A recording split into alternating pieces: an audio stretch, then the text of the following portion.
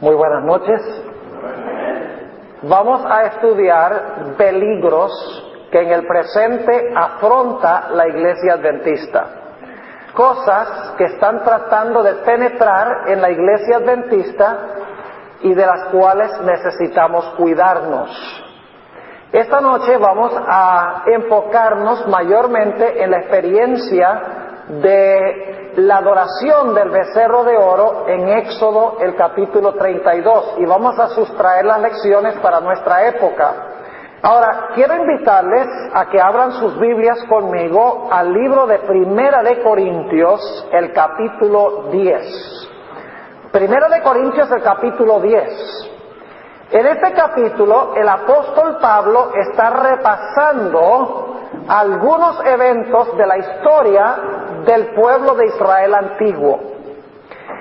Y queremos notar que estas experiencias que le sucedieron al pueblo de Israel fueron escritas para nuestro bien, para nuestra admonición, como va a decir el apóstol Pablo. Vamos a empezar leyendo en el versículo 1 de 1 de Corintios 10 y leemos hasta el versículo 11. Dice el apóstol Pablo: porque no quiero, hermanos, que ignoréis que nuestros padres todos estuvieron bajo la nube y todos pasaron la mar. Y todos en Moisés fueron bautizados en la nube y en la mar. Y todos comieron la misma vianda espiritual. Y todos bebieron la misma bebida espiritual, porque bebían de la piedra espiritual que los seguía, y la piedra era Cristo. Mas de muchos de ellos no se agradó Dios, por lo cual fueron postrados en el desierto. Y ahora el versículo 6 es crucial, porque el apóstol Pablo nos va a explicar por qué fue que Dios dejó estas cosas registradas en la Escritura. Versículo 6. Empero estas cosas fueron en figura de nosotros. Esa palabra figura es la palabra griega tipo. Es decir, fueron escritos estos asuntos como ejemplos, como ilustraciones, como tipos. Para nosotros, dice Pablo, para que no codiciemos cosas malas como ellos codiciaron. Y luego el apóstol Pablo sigue relatando otros eventos de la historia de Israel. Versículo 7. Ni seáis honradores de ídolos, como algunos de ellos, según está escrito, sentóse el pueblo a comer y a beber y se levantaron a jugar. Esto está hablando del episodio al pie del monte Sinaí, cuando adoraron el becerro de oro. Y en este versículo especialmente nos vamos a enfocar. Sigue diciendo en el versículo 8, ni forniquemos, como algunos de ellos fornicaron y cayeron en un día 23,000. Ni tentemos a Cristo, como también algunos de ellos le tentaron y perecieron por las serpientes. Ni murmuréis, como algunos de ellos murmuraron y perecieron por el destructor. Y ahora el apóstol Pablo, después de relatar algunos eventos más, nos va a explicar nuevamente por qué fue que Dios dejó estas cosas registradas en su palabra. Dice en el versículo 11, y estas cosas les acontecieron en figura. Nuevamente la misma palabra, como tipos, como ejemplos, como ilustraciones. Y luego dice el apóstol Pablo, y son escritas para nuestra admonición, en quienes los fines de los siglos han parado. Es decir, estas cosas fueron escritas para nosotros que estamos viviendo en los últimos días, dice el apóstol Pablo. Fueron escritas para nosotros, en quienes los fines de los siglos han parado. Esto significa que la historia de Israel tiene un significado muy importante para nosotros, y en efecto, el pueblo adventista está repitiendo la historia del pueblo de Israel. Ahora, esta noche yo lo que quiero hacer al comenzar es relatarles la experiencia, el peregrinaje de Israel desde Egipto hasta el monte Sinaí. Pero antes de hacerlo, yo quisiera mencionarles que los dos puntos claves de esta historia son Egipto y Canaán. Egipto representa el mundo, de donde ellos se desligaron, se separaron, es decir, Israel salió del mundo y se dirigían ¿hacia dónde? Hacia Canaán. Canaán representa el cielo. Hablamos, por ejemplo, de la Canaán celestial, es decir, salen del mundo y se dirigen hacia el cielo, hacia Canaán, que es un símbolo del cielo. Es decir, los dos puntos claves en esta historia es que hay un pueblo que sale del mundo y empieza un peregrinaje rumbo a Canaán. Ahora, repasemos un poco el peregrinaje de Israel desde la salida de Egipto hasta el monte Sinaí. ¿Saben que tenemos en realidad en esta historia una ilustración de la experiencia de cada uno de nosotros? El libro de Éxodo comienza con el pueblo de Israel esclavo en Egipto. Eran siervos y esclavos. Dice la Biblia que el que los tenía esclavos era Faraón. Y en Ezequiel 29:3 se le llama Faraón el gran dragón. Es decir, el pueblo de Israel estaba cautivo bajo el poder del gran dragón. Eran esclavos. Y si ustedes leen la historia, no había forma que ellos se libraran a sí mismos. No tenían armas, no tenían organización militar, no tenían fuerza. En sí mismos estaban condenados a permanecer esclavos para siempre. Pero la Biblia nos dice que ellos en su desesperación clamaron a Dios. Eso lo pueden conseguir en Éxodo 2, vamos un momentico allí. Éxodo 2 y el versículo 23 al 25.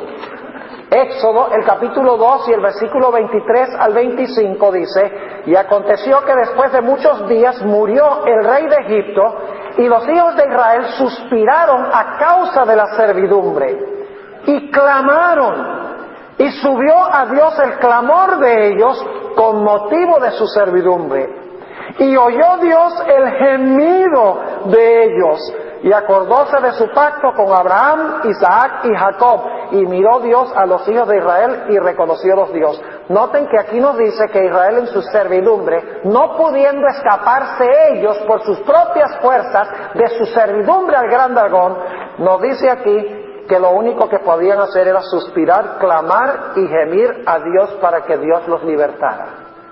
Su única esperanza se encontraba en Dios. Ahora, yo quiero que ustedes noten algo muy interesante.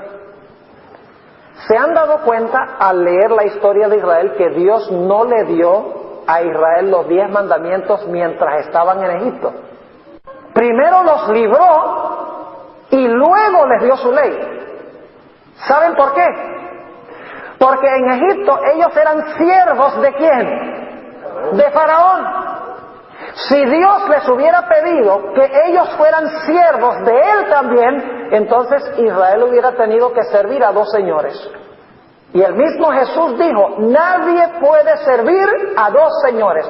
Era necesario librar a Israel de su servidumbre a Faraón y Egipto para que luego pudieran ellos ser siervos y obedientes a su nuevo Señor, Dios. Así que Dios no les dio su ley en Egipto, había que librarlos primero. Dios no le dijo a Israel, mire, yo les voy a dar mis 10 mandamientos. Cuando ustedes guarden perfectamente mis 10 mandamientos, yo los voy a librar. En ese caso nunca Dios los hubiera librado, porque siendo esclavos de Faraón era imposible que guardaran los mandamientos de Dios. Así que Dios, miren, libra a Israel por pura gracia, porque claman a Dios, no porque son buenos, no porque son obedientes, no porque guardan la ley, sino porque en su gran necesidad, cuando no pueden librarse a sí mismos, Dios interviene y los libra de su esclavitud sin mérito alguno de su parte. En otras palabras, tenemos justificación por la fe en el Antiguo Testamento. Ahora, ¿qué fue lo que marcó la liberación de Israel?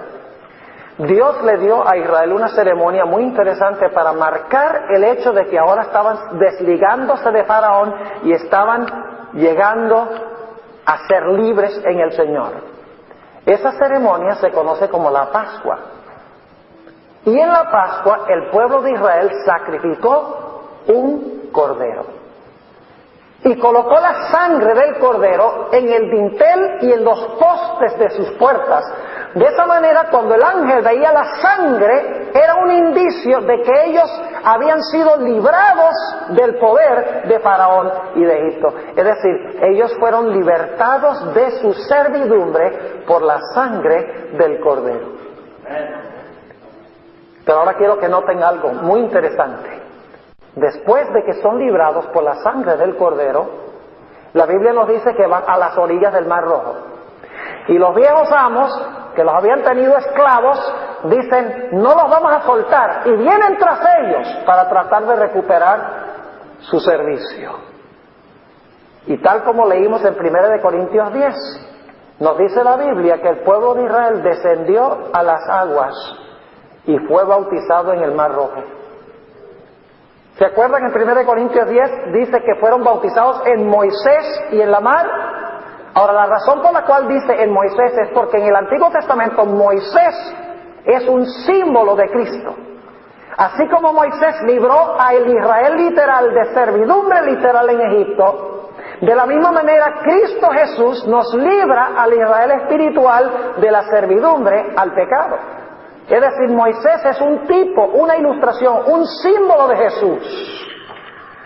Y fíjense que el pueblo de Israel desciende a las aguas del bautismo y la Biblia dice que son bautizados. ¿Y saben qué sucede en el agua? Todos sus viejos capataces quedan ¿qué? Sepultados en las aguas. Y ahora resucitan un pueblo libre a novedad de vida.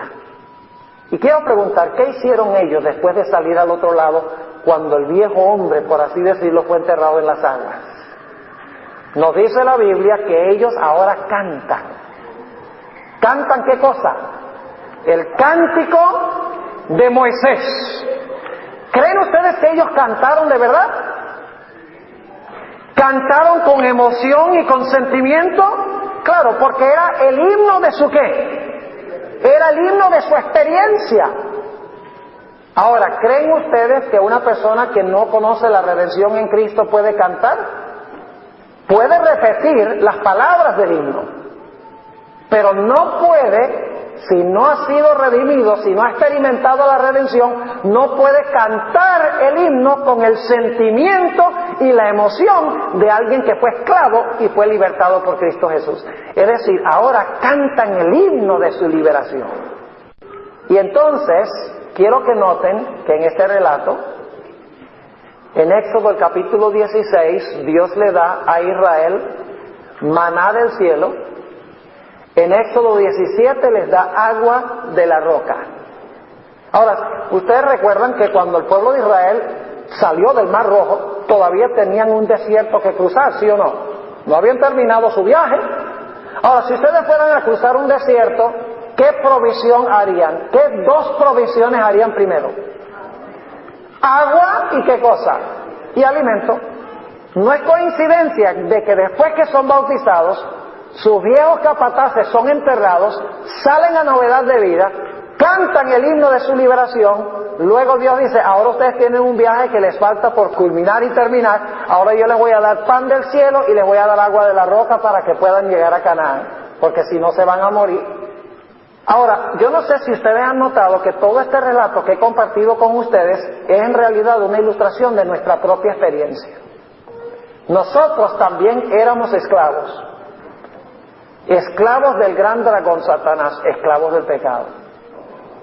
Y lo peor es que nosotros no podíamos liberarnos de nuestro pecado siendo esclavos, porque no teníamos mérito que ofrecerle a Dios, no teníamos buenas obras que ofrecerle a Dios, porque la Biblia dice que en pecado nos concibió nuestra madre.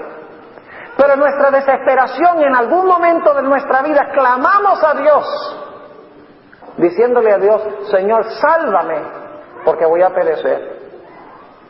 Y fuimos redimidos por la sangre del Cordero. ¿Y qué representa el Cordero? Cristo Jesús. Y luego de ser redimidos por la sangre, Dios nos dijo, es necesario ir a las aguas bautismales. Y fuimos sepultados en las aguas y nuestro viejo hombre fue sepultado y resucitamos a novedad de vida. Y entonces sí podemos cantar.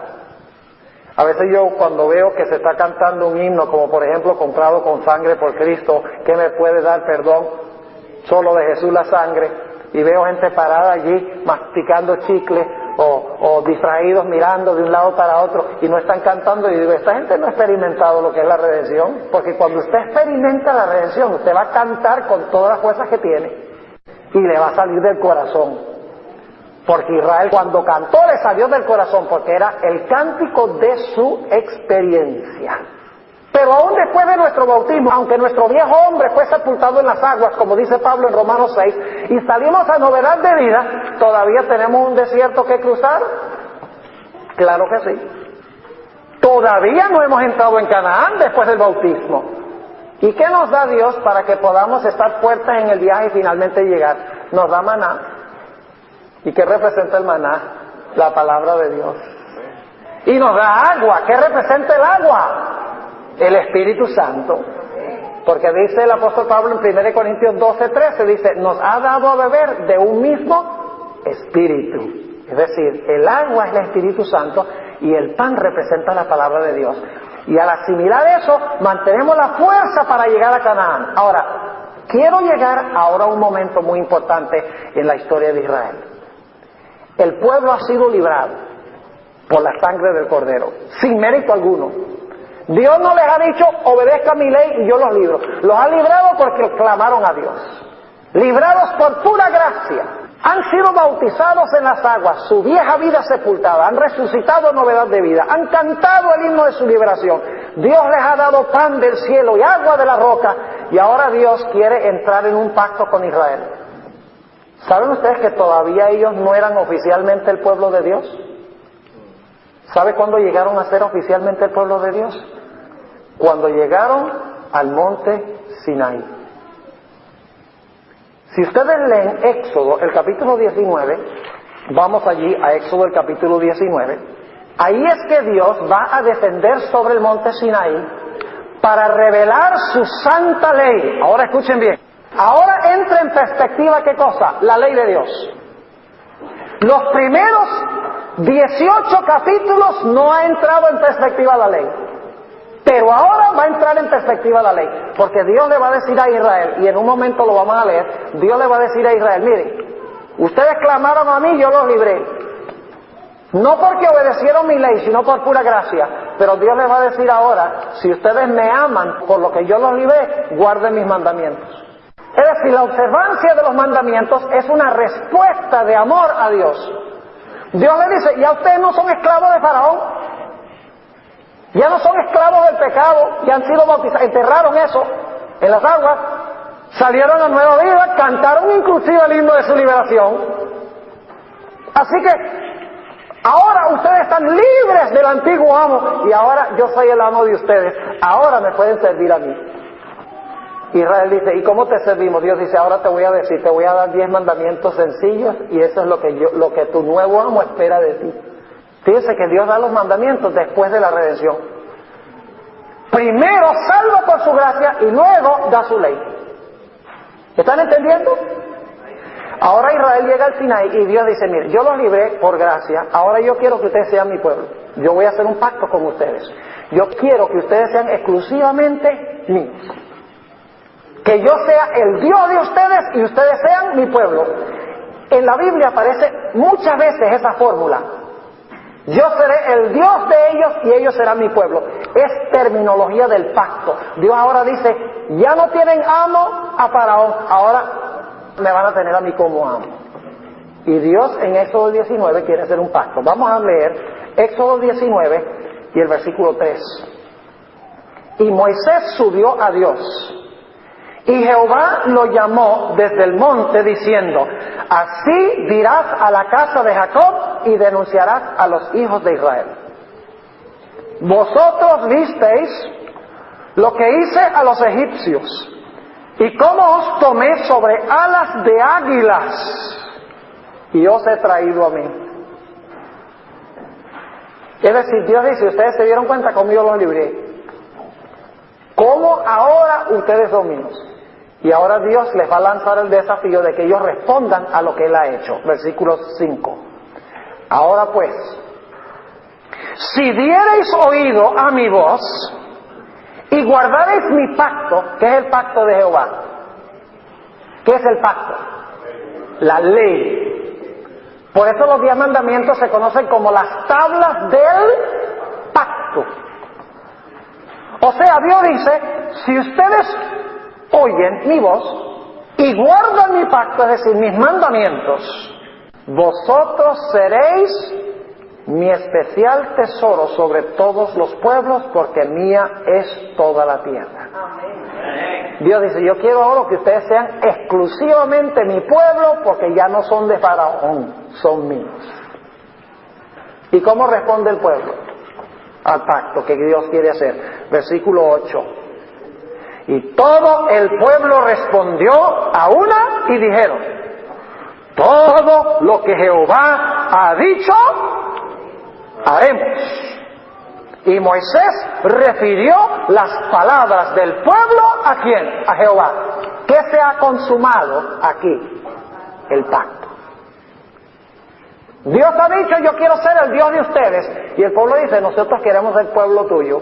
Yo seré tu Dios y tú serás mi pueblo. Ahora habían formado un ¿qué? Un pacto. Y el pueblo dice, ahora vamos a ser solamente tuyos, de más nadie. Antes éramos de Faraón, ahora libres de Faraón, somos libres para servirte a ti, nuestro Dios. Y luego, en el resto de Éxodo 19, encontramos que Dios desciende al monte Sinaí para darles el pacto. Porque ellos han dicho, Dios dice, si ustedes guardan mi pacto y oyen mi voz, ustedes van a ser mi pueblo especial. Y el pueblo dice, bueno, danos el pacto y lo vamos a obedecer. Así que Dios ahora les va a dar el pacto, los 10 mandamientos. No para que puedan ganar su liberación, sino como respuesta a su liberación. ¿Están entendiendo la secuencia? Usted no gana la salvación porque guarda la ley. Dios lo salva y luego dice, si me amas, guarda mi ley. Primero viene la gracia y luego la ley. Ahora, ¿qué mandó Dios al pueblo que hiciera mientras Él descendía a la montaña para dar su ley? ¿Qué debían estar haciendo? Aplaudiendo y bailando y gritando y cantando y celebrando. ¿Eso es lo que deberían haber estado haciendo? No. En Éxodo 19 dice que mientras Dios estaba descendiendo sobre el monte para dar su pacto, para que el pueblo entendiera su voluntad, el pueblo debía estar afligiendo sus almas. Debía santificarse. Debía inclusive lavar sus vestiduras. ¿Qué representan las vestiduras en la Biblia? Representa un carácter justo, justicia. Es decir, deberían haber estado lavando su ¿qué? Su carácter para poner su carácter en armonía con el pacto de Dios. No era un tiempo para celebrar, no era un tiempo para saltar, no era un tiempo para gritar, no era un tiempo para tener un culto de celebración, era un tiempo para afligir sus almas. Era un tiempo para acercarse a Dios en oración y en comunión. Era un tiempo para purificar su carácter y limpiar sus vestiduras espirituales. Y ahora escuchen.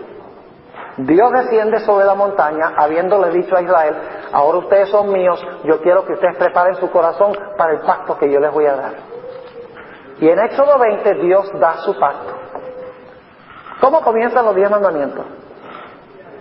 La mayoría de la gente, cuando uno les hace esa pregunta, dice, los 10 mandamientos comienzan, no tendrás dioses ajenos delante de mí.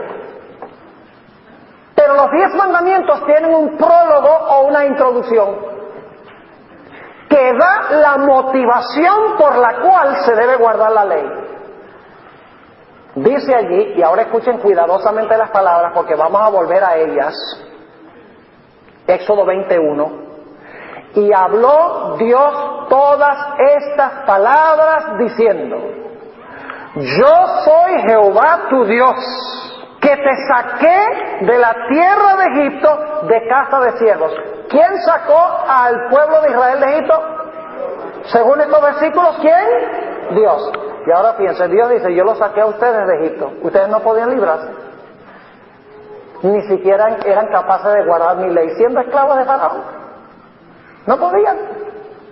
¿Recuerdan qué pasó cuando Israel trató de guardar el sábado? ¿Qué hizo Faraón? Ustedes quieren descansar, ahora van a tener que hacer la misma cantidad de ladrillos y buscar la propia paja ustedes.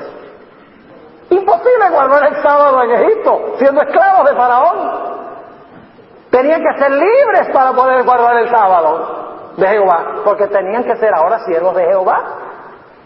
Así que Dios le dice, miren, yo los saqué a ustedes de Egipto, de casa de servidumbre, yo los libré. Y entonces ahora va a decir, si ustedes me aman por lo que yo he hecho, no tendrás dioses ajenos delante de mí. No te harás imagen ni semejanza. No tomarás mi nombre en vano. Guarda mi santo sábado. Honra a tu padre y a tu madre. No matarás. No cometerás adulterio. No hurtarás. No hablarás falso testimonio contra tu prójimo. No codiciarás. Dios le dice, ahora ustedes son libres para servirme a mí. Y estas son mis leyes que quiero escribir en sus corazones. Es decir, Dios le da los 10 mandamientos a un pueblo libre, no a un pueblo esclavo. Dios nos libra del pecado para que luego podamos guardar su ley. Ahora, Éxodo 20 a Éxodo 31, Moisés está en el monte en comunión con Dios. En Éxodo 20 Dios habla su ley, pero en Éxodo 31 ahora Dios va a escribir su ley en tablas de piedra para que el pueblo no solamente haya oído la ley, sino que el pueblo también vea la ley en forma escrita, con el propio dedo de Dios. ¿Qué debería haber estado haciendo el pueblo de Israel durante el tiempo que estaba Moisés en el monte recibiendo la ley? Éxodo 19 lo dice. No era tiempo para celebrar.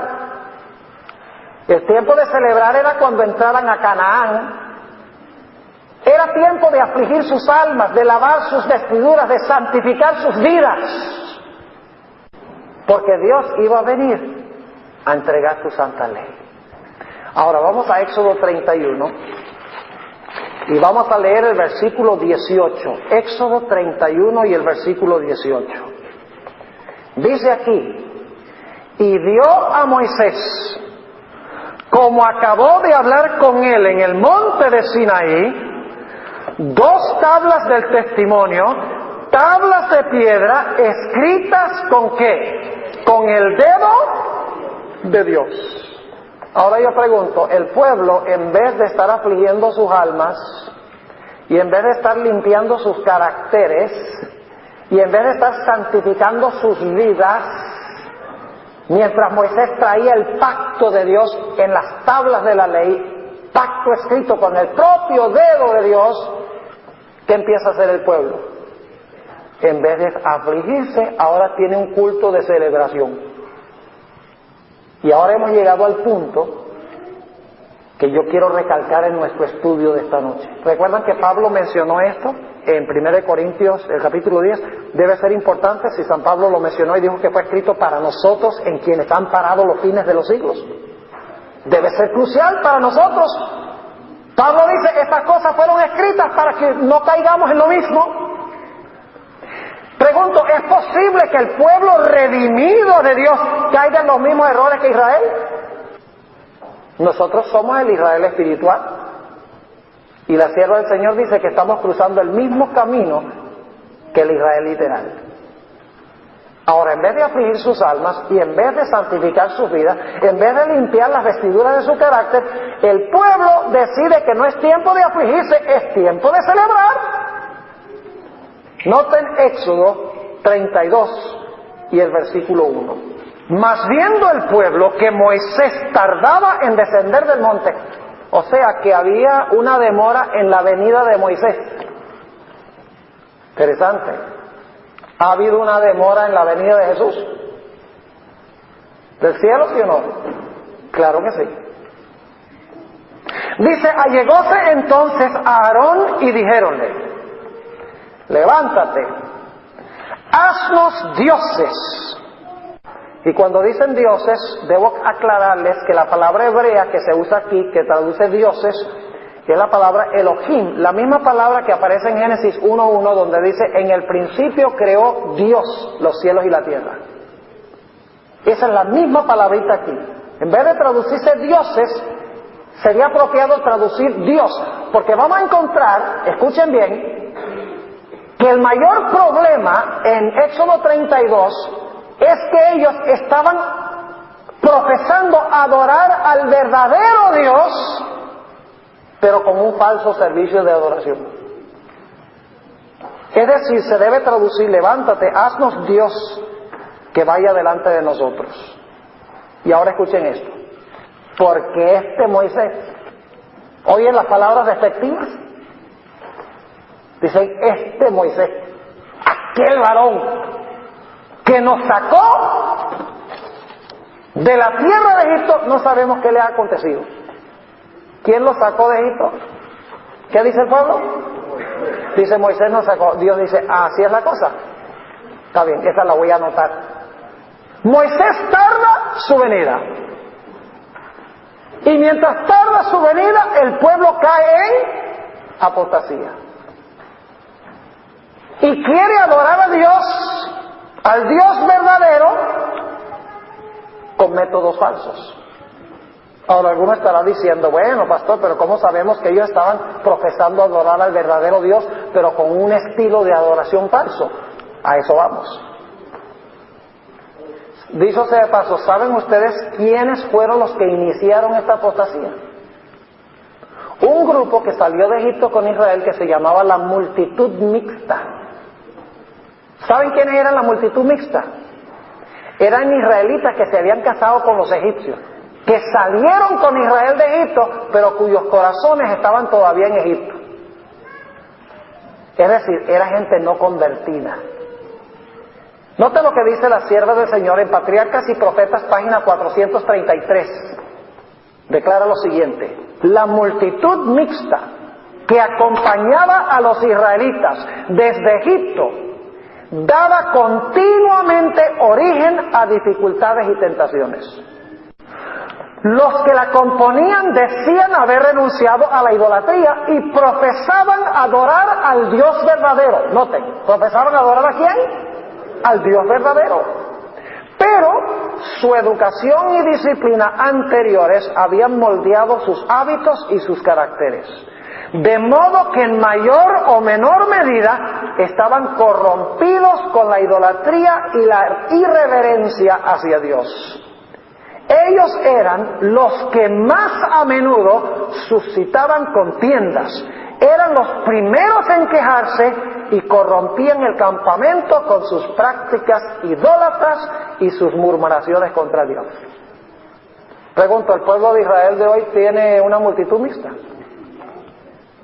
Gente que está en la iglesia pero que no ha salido del mundo y que quiere adorar a Dios a su manera en vez de adorar a Dios de la forma reverente como Dios ha mandado. Sí lo hay, sí lo hay. Ahora todavía surge la pregunta, ¿cómo sabemos que este era un culto de adoración al verdadero Dios pero de una forma falsa? Noten el versículo 2, sigamos leyendo. Y Aarón les dijo, apartad los zarcillos de oro que están en las orejas de vuestras mujeres y de vuestros hijos y de vuestras hijas y tráemelos. Ahora escuchen bien. Aarón le dice a la gente, quítense los zarcillos y tráigamelos, y con esos zarcillos de oro vamos a hacer el becerro. Pero ¿saben algo? Le entregaron los que tenían puestos y después se pusieron otros. Se los voy a comprobar antes de que terminemos el estudio. Es decir, este culto de adoración lo hicieron bien adornaditos todos. Sigue diciendo en el versículo 3, entonces todo el pueblo apartó los zarcillos de oro que tenían en sus orejas y trajéronlos a Aarón, el cual los tomó de las manos de ellos, formólo con un buril. Noten, ¿qué hace Aarón? Forma el becerro, ¿verdad? Con un buril, es decir, con un implemento. Y eso es importante porque más adelante cuando Moisés le reclama a Aarón, ¿qué es lo que has hecho? Aarón dice, no, eché el oro en el fuego y salió saltando el becerro. Al pecado de cobardía, de no mantenerse por la verdad, agrega el pecado de la mentira. Versículo 4. el cual los tomó de sus manos de ellos y formólo con buril e hizo de ello un becerro de fundición. Entonces dijeron: Israel, estos son tus dioses. Nuevamente se debe traducir: este es tu Dios que te sacó de la tierra de Egipto. Y viendo esto, Aarón, ahora escuchen esto, edificó un altar delante del becerro y pregonó a Aarón y dijo: mañana será fiesta a Jehová. ¿A quién era este culto de adoración? A Jehová. Era un culto de adoración a Elohim, a Jehová, a Dios. Pero era un falso servicio de adoración, porque en vez de afligir sus almas y limpiar sus caracteres, lo que querían era tener una fiesta en la iglesia. Noten el versículo 6, por si acaso alguno todavía duda de que este era un culto de adoración ofrecido a Jehová. Versículo 6 dice: y el día siguiente madrugaron y ofrecieron, ¿qué cosa? Holocaustos. ¿Y a quiénes era que los israelitas le ofrecían holocaustos? ¿A quién? A Jehová. Y dice: y presentaron pacíficos. ¿A quién le ofrecía Israel ofrendas de paz? A Jehová. Es decir, este es un culto de adoración donde ellos están profesando adorar ¿a quién? A Jehová, el verdadero Dios.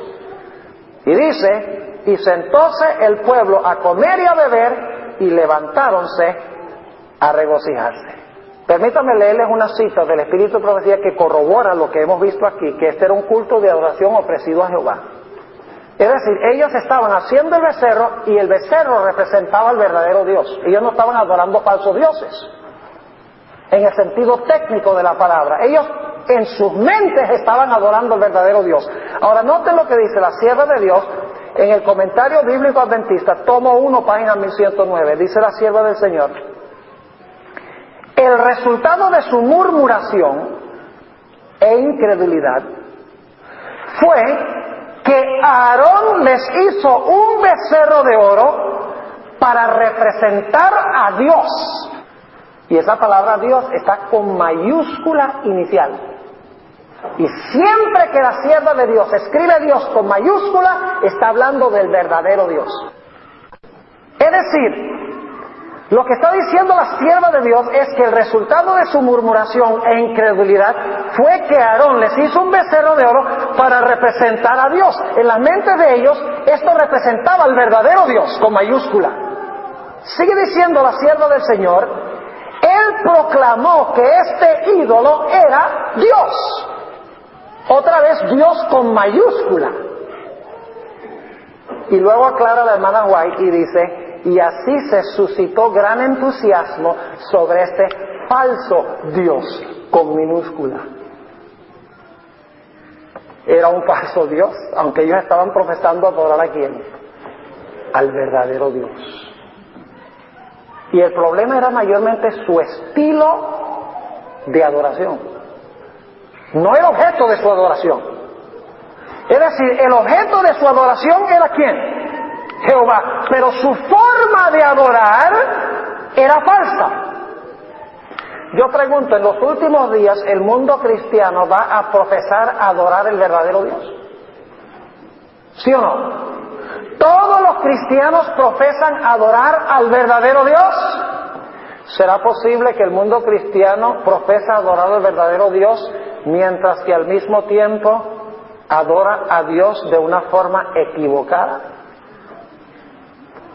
En un día equivocado, y dicen que le están rindiendo culto al verdadero Dios, cuando le están rindiendo culto a aquel que supuestamente cambió el día de reposo del sábado al domingo.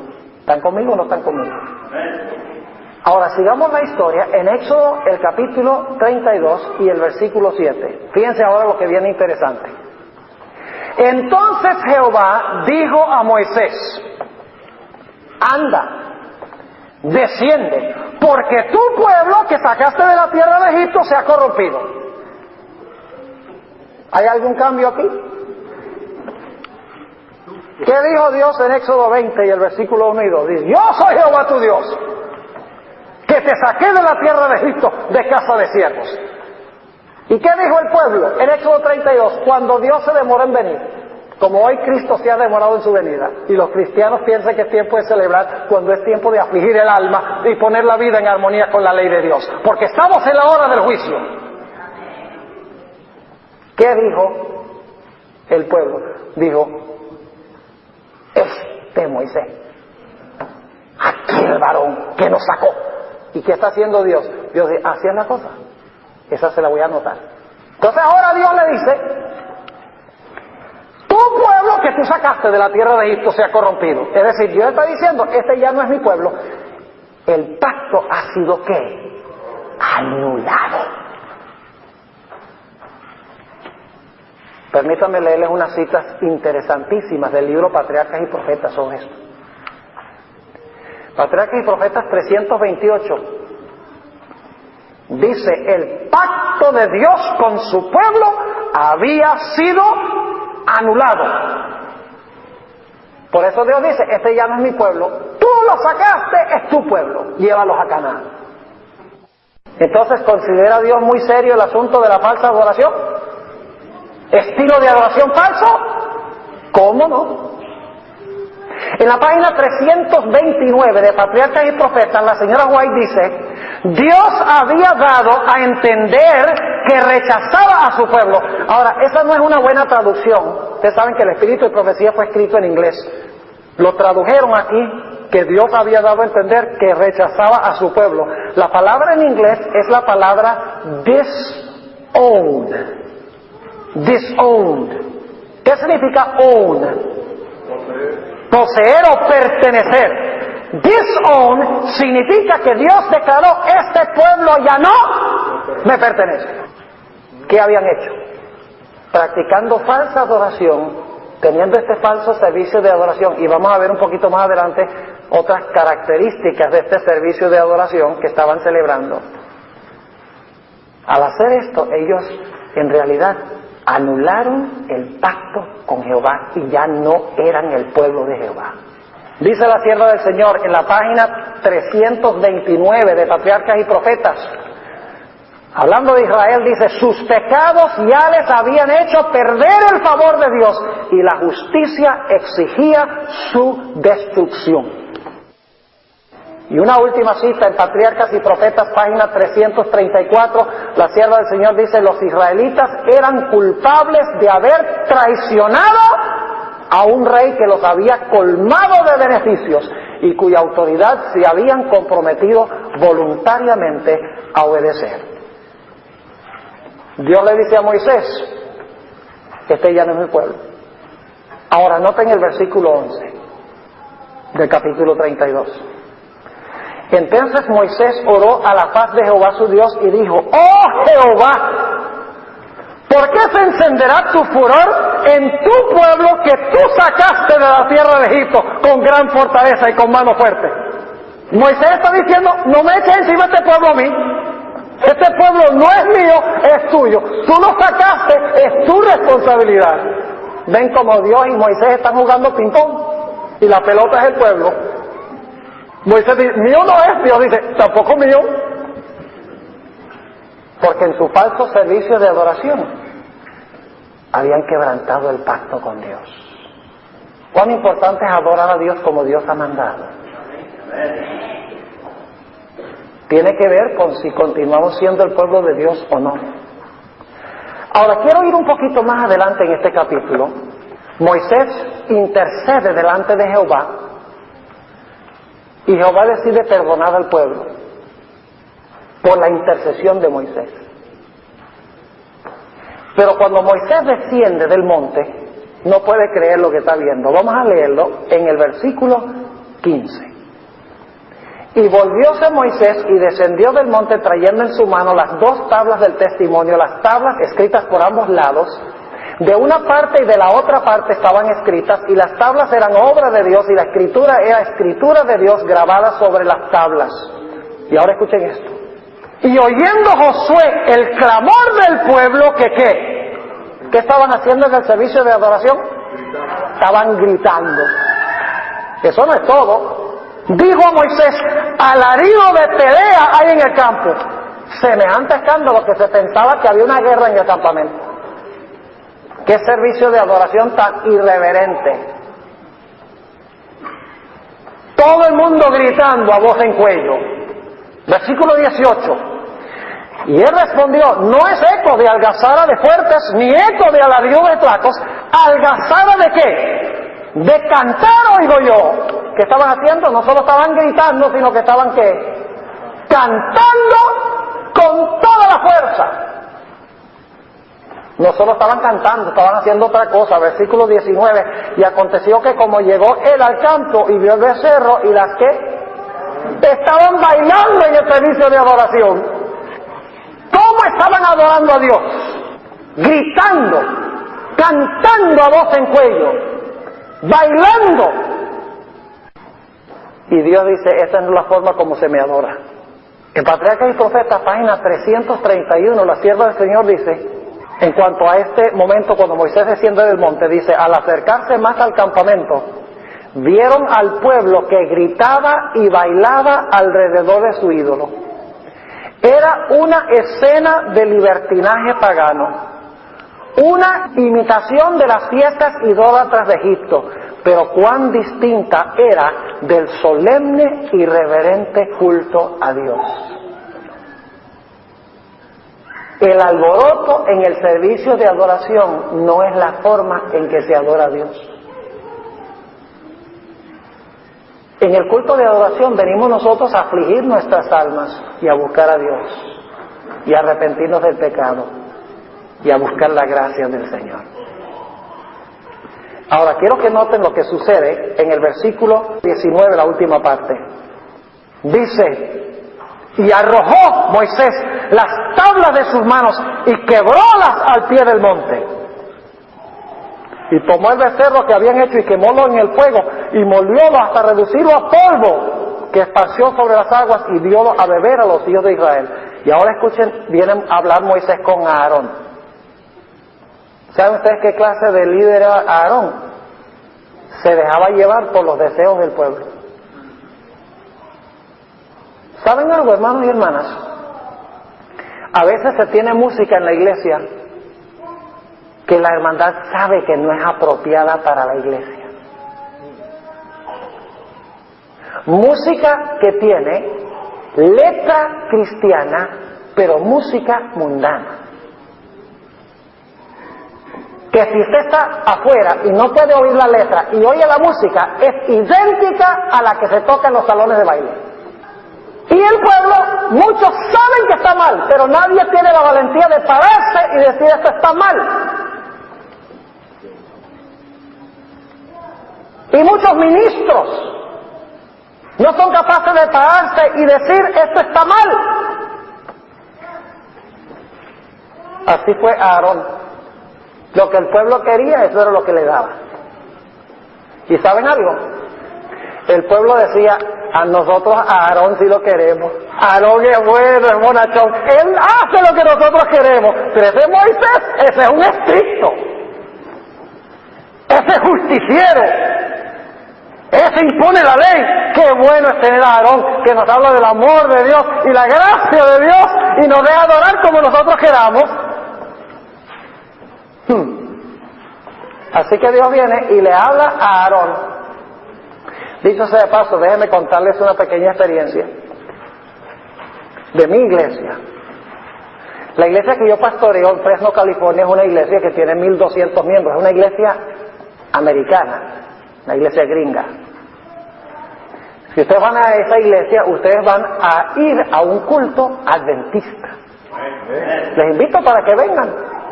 Qué raro para una iglesia americana de ese tamaño. En nuestra iglesia nosotros no usamos pistas. Se usa puro órgano y piano. Y se cantan los himnos del himnario. Mi primer comité de la junta de adoración, porque tenemos una junta, un worship committee ahí en la iglesia. Cuando yo estaba recién llegado, la primera vez que asistí, un hermano dijo: yo creo que nosotros debemos introducir keyboards y que deberíamos tener tambores y música más contemporánea para atraer a la gente a la iglesia. Y aunque yo estaba recién llegado, yo me paré y le dije: mientras yo esté aquí eso no va a pasar. Y no ha vuelto a la iglesia. ese individuo. Pero en 4 años la iglesia se ha mantenido con un culto reverente a Dios como Dios quiere que se tenga. Y está penetrando a la iglesia adventista, hermanos y hermanas, toda clase de música inapropiada. Hay iglesias donde la gente se menea y baila. No quiero echar tierra, pero en un colegio, una universidad donde fue a estudiar la hija mía, les voy a decir el nombre, Pacific Union College, en California. La hija mía fue allá 1 año y no aguantó más. Dijo, yo no puedo ir a este colegio porque los servicios de adoración son terribles. Y yo le dije, bueno, no pueden ser tan terribles. Me dijo, sí, ve y ve. Así que un fin de semana, hace algo más de 1 año, era un fin de semana de padres e hijos, Parent Student Weekend. Y decidí ir a pasar el fin de semana con mi hija porque mi esposa estaba en Venezuela visitando a la familia y yo estaba solo en Fresno. Y bueno, voy a pasar el fin de semana con la hija. Y me fui allá. Y el viernes en la noche tenía un servicio de adoración ahí en la iglesia del colegio. Y entiéndame bien, hermanos y hermanas, al contarles esta historia, algunos la van a tomar y van a decir, la iglesia está en apostasía, hay que salirse de la iglesia, hay que formar grupos independientes. Eso no fue lo que hizo Moisés. Hay que quedarse con la iglesia, porque esta es la iglesia de Dios, y Dios se va a encargar de zarandearla y purificarla, y que no lo hagamos nosotros, saliéndonos y formando grupos independientes. Hay apostasía en la iglesia, pero todos debemos luchar por corregir los problemas en la iglesia. Ese viernes en la noche yo no podía creer lo que yo estaba viendo y oyendo. Un alboroto me hizo recordar de Éxodo 32, sinceramente. La gente estaba parada, hubo como 40 minutos de servicio de canto. Un coro que literalmente bailaba allí en la plataforma, se meneaba de un lado para otro, y la gente estaba en la congregación, levantando las manos y moviéndolas también de lado a lado, y gritando los himnos a medida que cantaba el coro.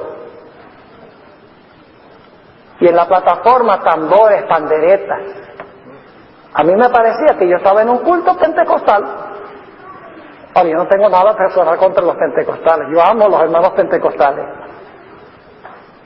Pero este estilo de adoración, con música rítmica, con baile y con gritería, donde todos hablan al mismo tiempo, es una adoración al estilo de Éxodo 32. No es el culto reverente que Dios ha establecido en su santa palabra. Ahora Moisés va a hablar con Aarón, y noten lo que le va a decir. Versículo 21. Y dijo Moisés a Aarón, ¿qué te ha hecho este pueblo que has traído sobre él tan gran pecado? ¿Cómo así? ¿Quién trajo el gran pecado sobre ellos? ¿Quién trajo el pecado sobre ellos? Aarón. Cuando un líder no se para por el bien, el pueblo peca, el líder es culpable del pecado del pueblo. Permítame leerles algunas citas del Espíritu de Profecía sobre esto. Patriarcas y Profetas, página 328. Noten lo que dice la sierva del Señor. Y hay todavía Aarones dóciles, hablando de la iglesia de hoy.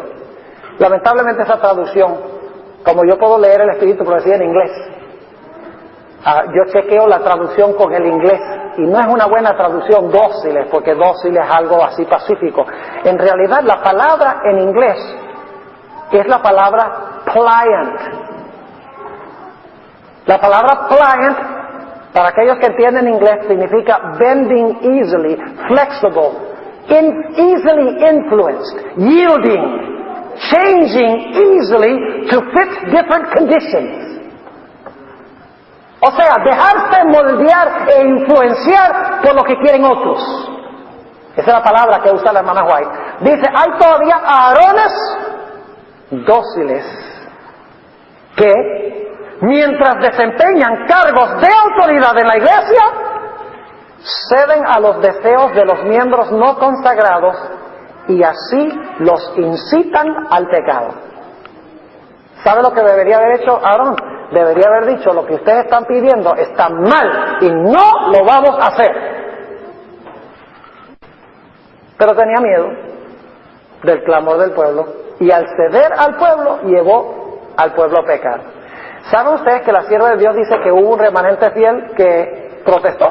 ¿Y saben lo que les pasó? Patriarcas y Profetas, página 327, dice la sierva del Señor: algunos permanecieron fieles a su pacto con Dios, pero la mayor parte del pueblo se unió a la apostasía. Y ahora escuchen esto: unos pocos que osaron denunciar la propuesta imagen como idolatría fueron atacados y maltratados, y en la confusión y el alboroto perdieron finalmente la vida por pararse por la verdad. Puede ser que aquellos que se paren por la verdad en los últimos días también tengan que pagar con su vida, pero vale la pena mejor morir siendo fieles a Dios que vivir siendo infieles a Dios.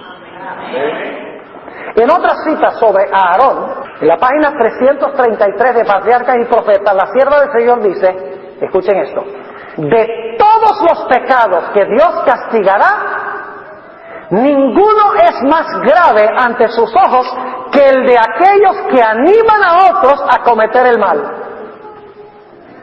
Dios quisiera que sus siervos demuestren su lealtad, reprendiendo fielmente la transgresión, por penoso que sea hacerlo. Aquellos que han recibido el honor de un mandato divino no han de ser débiles y dóciles contemporizadores.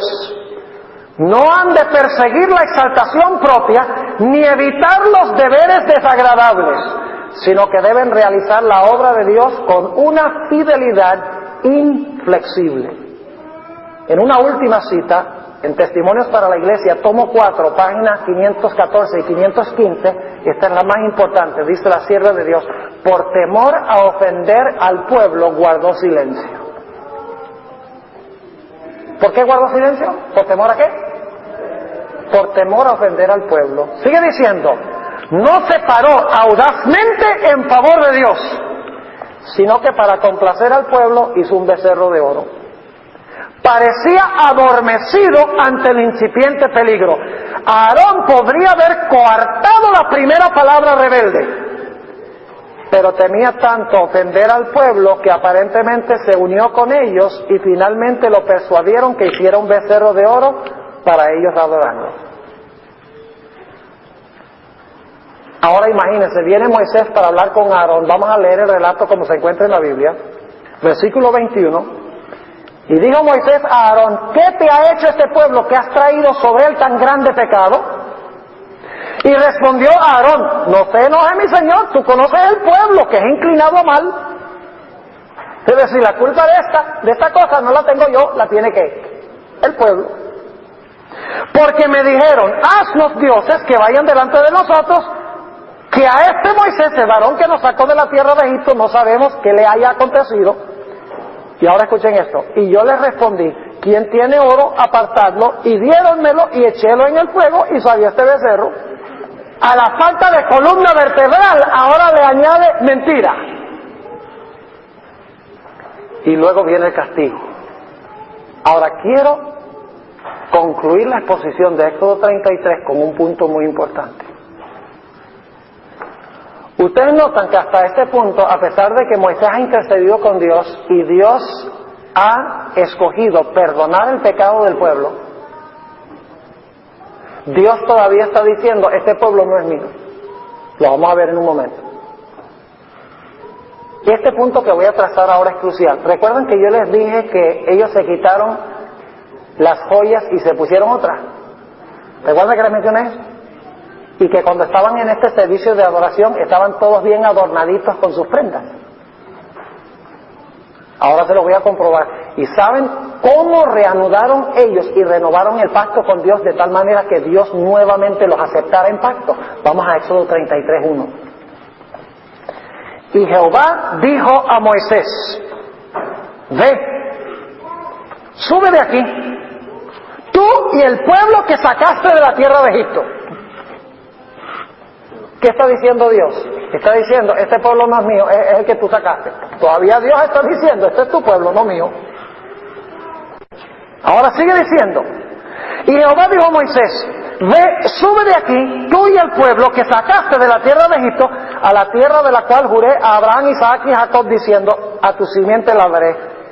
Y yo enviaré delante de ti el ángel, y echaré fuera el cananeo, y el amorreo, y al eteo, y al pereceo, y al heveo, y al jebuseo, a la tierra que fluye leche y miel. Y ahora note lo que dice Dios, porque yo no subiré en medio de ti, porque eres pueblo de dura cerviz, no sea que te consuma en el camino. ¿Qué está diciendo Dios? Dice, este es el pueblo que tú sacaste, y yo no voy a ir a Canaán con ellos. Todavía Dios no ha aceptado que el pueblo esté en pacto con él, por este terrible pecado. ¿Qué hizo el pueblo para mostrar que ellos estaban dispuestos de ahora entrar en pacto con Dios otra vez? Versículo 4.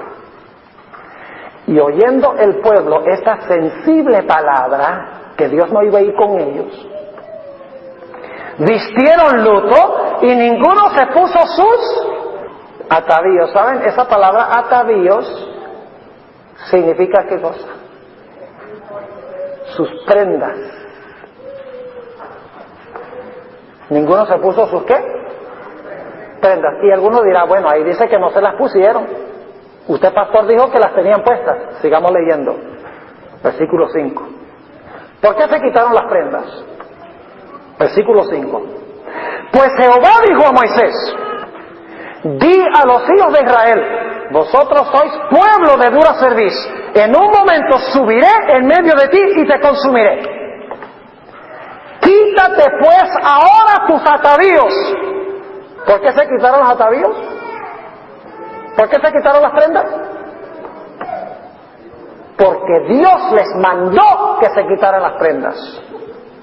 Y luego Dios dice, quítate pues ahora tus atavíos y yo sabré lo que tengo de hacer. Es decir, si ustedes se quitan los atavíos, entonces significa que voy con ustedes. Si no se los quita, que los lleve Moisés. Y ahora noten el versículo 6.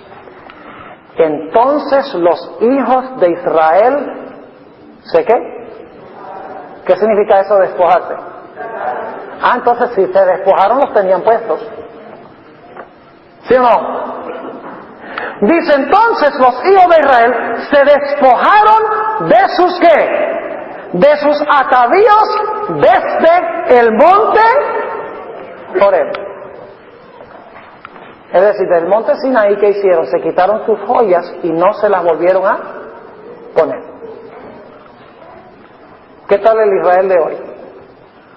Estamos viendo más y más entrar a la iglesia joyas.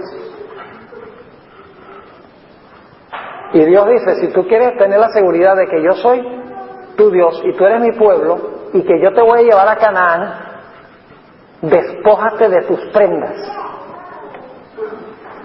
para que yo sepa qué hacer contigo.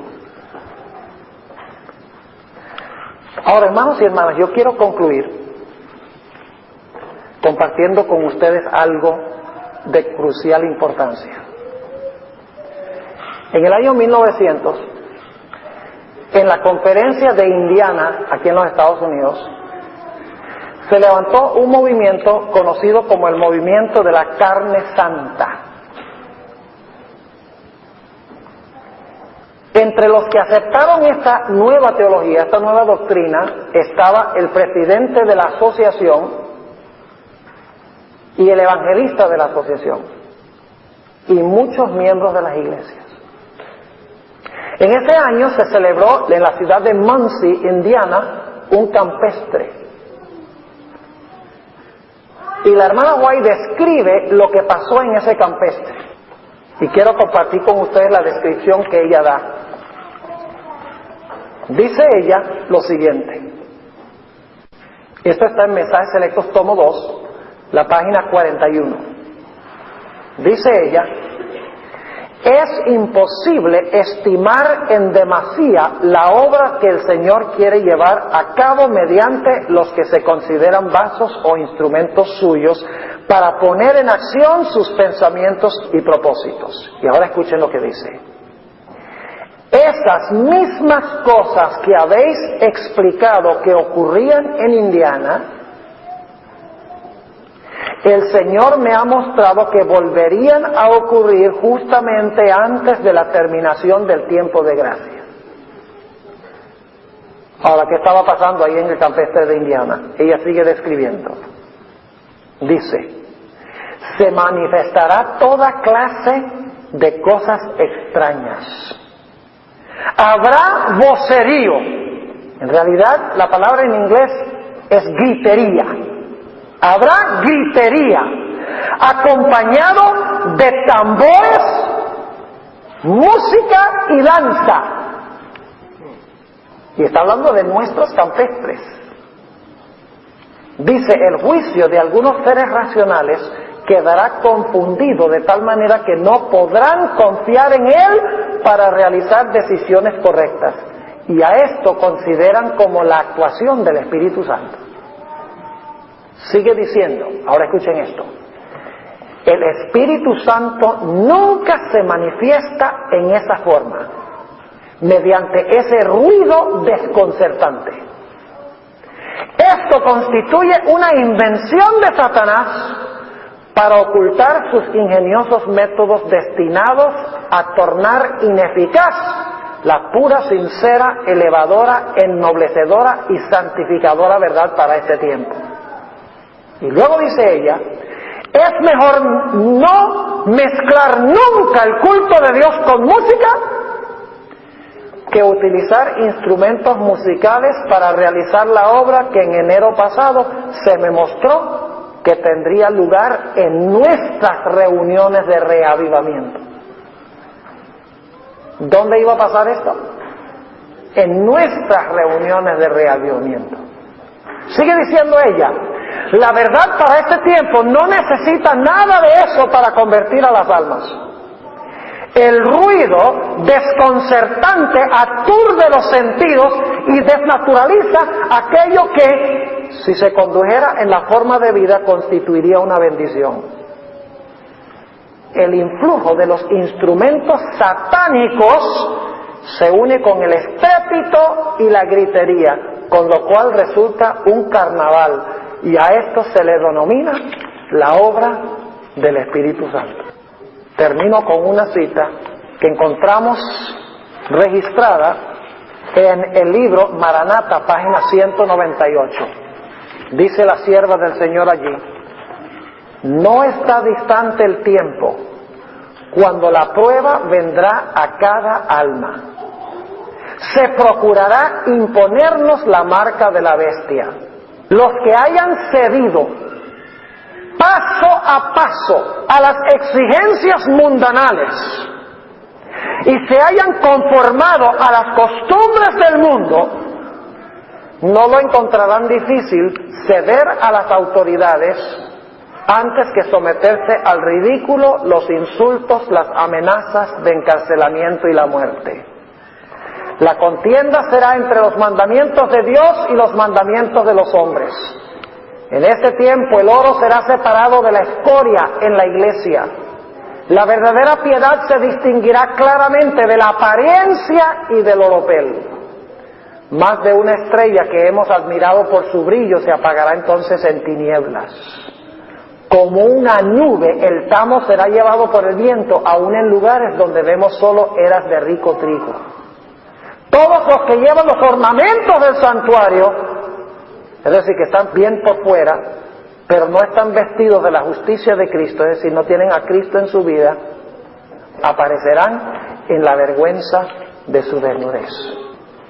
Hermanos y hermanas, está procurando penetrar a la iglesia adventista falsas prácticas de adoración, música, tambores, danzas. Muchas veces decimos que necesitamos hacerlo para conservar a los jóvenes en la iglesia.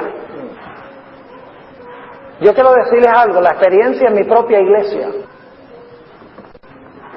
Hay varias iglesias en esa ciudad, varias iglesias adventistas. Hay una iglesia más bien cerca de la mía, que es una iglesia liberal donde usan instrumentos musicales, donde usan tambores y donde tienen un culto de celebración. Y la iglesia está medio vacía. Mientras que en la iglesia donde yo pastoreo, que tengo 3 pastores asociados, te va un sábado y la iglesia está llena. Y tenemos un culto conservador y se enseñan las doctrinas básicas y especiales de la Iglesia Adventista, incluyendo el espíritu de profecía, el juicio investigador y las normas cristianas. Esa idea de que hay que permitir que a los jóvenes se les dé de todo para conservarlos en la iglesia es una idea falsa, porque la gente hoy está buscando una norma, está buscando la pauta que Dios quiere que nosotros sigamos. No permitamos que en nuestras iglesias penetre este falso estilo de adoración. Tengamos un servicio de adoración reverente, un culto que sea verdaderamente aceptable a Dios. Y no permitamos tampoco que empiecen a penetrar en la iglesia el uso de las prendas. Porque para Israel la señal de que estaban reanudando su pacto fue que se despojaron de todas esas cosas externas que atraían la atención a ellos. Estamos entrando en tiempos peligrosos, difíciles, cuando será supremamente difícil distinguir lo verdadero de lo falso. Que Dios nos ayude, hermanos y hermanas, a estudiar estas historias del pueblo de Israel, para que no repitamos de nuevo sus experiencias negativas, para que en las fronteras de Canaán no caiga la mayoría del pueblo y solo entren en Canaán un pequeño remanente. Oremos. Padre, te damos gracias porque nos has permitido estudiar este tema tan importante esta noche. Oh Señor, te pido que cuides y protejas a tu iglesia de los peligros de los últimos días. Danos discernimiento, mentes claras para detectar la verdad como es en Cristo. Oh Señor, salva a tu pueblo y manténnos fieles a ti. Te damos gracias, Señor, por habernos hablado y gracias por responder nuestra oración. En el nombre de Jesús. Amén.